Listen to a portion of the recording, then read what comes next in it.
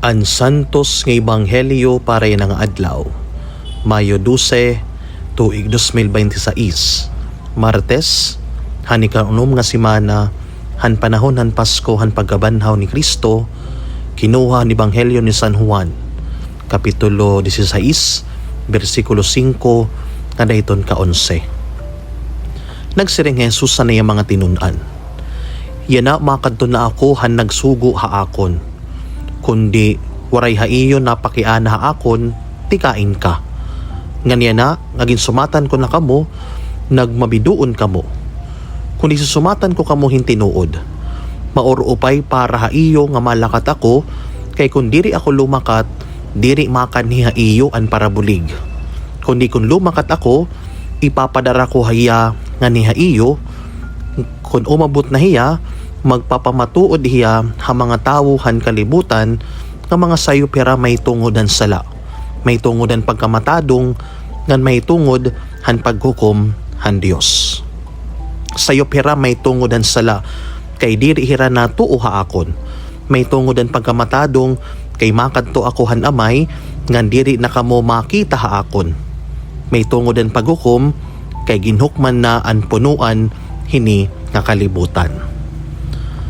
An Ebanghelyo han Ginoo, pagdayawon ka Kristo. Haliputay nga pamalandong makabugtuan para yan nga adlaw. Didaan Ebanghelyo, ato na naman ay batianan saad ni Jesus may unonghan pagpadarahan ni Espiritu Santo.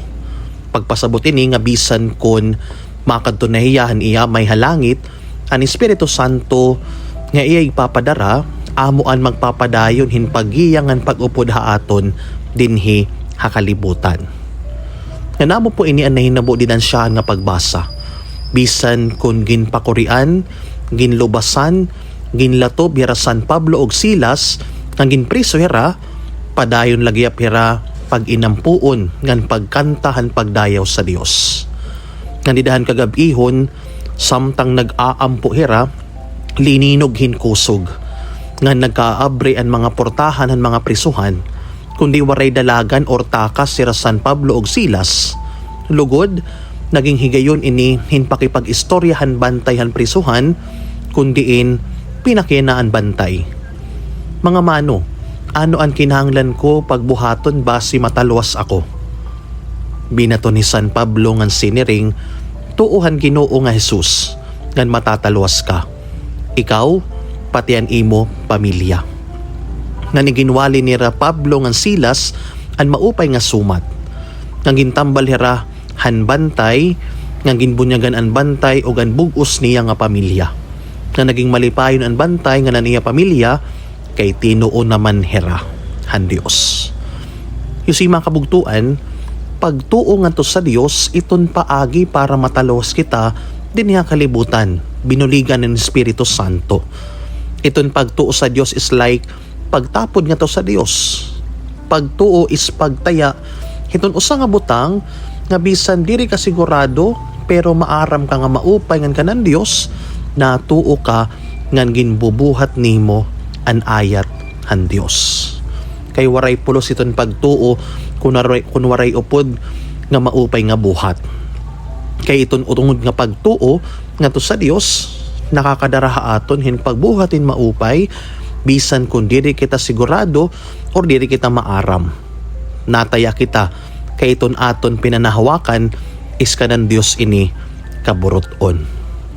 Salid iton pakiana aton yan nga adlaw, haay naton ibinubutang iton aton pagtuo o pagtapod din nga kalibutan. Dida ba iton kwarta? Dida ba iton kalibutanan nga mga butang? Aton ba trabaho? Or didahiton Dios? Mga kabugtuan, makuri iton pagtuo labi na nga panahon, pero sana ibutang naton iton aton pagtuo or pagtapod nga to sa Dios. Nganinay-hinay, once babuhat naton ini binuligan iton Espiritu Santo, aton po makakaplagan iton tinuod na kalipayan. Amen.